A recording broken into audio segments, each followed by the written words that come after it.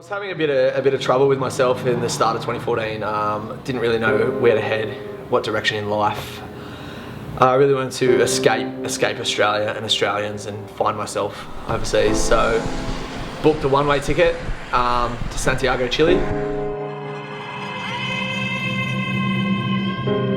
And I just thought, I just want to hang with the villagers, just want to find myself, like really learn what life's all about. Get there, dropped off at the bus station, walked down to the nearest hostel, walk in the door, check into my 8-bed dorm, and all of a sudden there's 7 Aussie guys there. They take me down to the bar, then there's another 55 Australians down there. So there's, what, if I'm doing the maths, that's 63 Australians.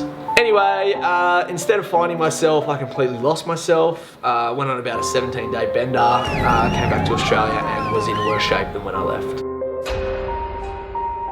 Went on this pretty gnarly little surf trip with the lads last year, and we thought we'd do typical like Southeast Asia, Indo, Bali vibes, you know. We went over there literally in seeking this, you know, just some really nice swell. We found that, but the best part of it is that we also found like heaps of nice handbags, some Prada, Gucci. I didn't even know that they sold that there. I got 2 Rolexes. I think I even stumbled across a couple of pairs of Roshis. I got back home and I was wearing my Rolex, had my Ray-Bans on, walked into bucket list, bouncer was looking at me like, oh, boy. And my mate was like, that's all fake.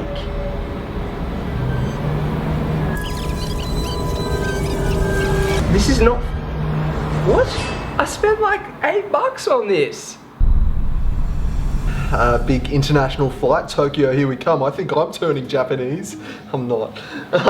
And we get on the flight and I've got to walk through like big crowds, like, you know, that little slow waddle. Then you've got to like help all these old ladies put the bags up and you're like, all right, well, are you all right? Give them a little pat on the bum. Then I got to my chair and, you know, the luck, of course, I've got a baby next to me and then I got a really fat guy, like morbidly obese. And I'm like, oh, I've hit the jackpot here. Like, who's even looking after that baby? Why is it by itself? So we're getting lift off and I'm like, sweet, time to catch up on some, you know, Game of Thrones and all those hits, the Breaking Bads. Go to touch the screen. Nothing's happening. Excuse me. That's when I realized the screen's broken. So I go, excuse me, lady, I turned the light on by accident, looked like a dickhead. I was like, flash, flash. And then I press the button to get the flight attendant. She comes down, she goes, may I help you? And I go, it's not working, is it? And she goes, okay. I go, can I move seats? And she goes, no. Do you know how long an international flight is when you got to watch Madagascar on the guy next to you's screen like this? It's very long. So the guy next to me, the fat guy, he starts falling asleep. He's on my shoulder. I go, g'day mate, how you doing? Take his headphone out, chuck one in. Here we go, Madagascar 1 ear, what's up? And then I'm watching it, and it's getting to the climax, and I'm like, here we go, this story is riveting. The captain starts talking, he's like, the captain is now making an announcement. And I go, Alex the Lion was just making an announcement? This is the climax of the film, dude, are you kidding me? We're at 30,000 feet, I'm like, I don't care, dude. I don't need to know this information. I'm just sitting in a chair, bro. Tell me when we in Tokyo, girl.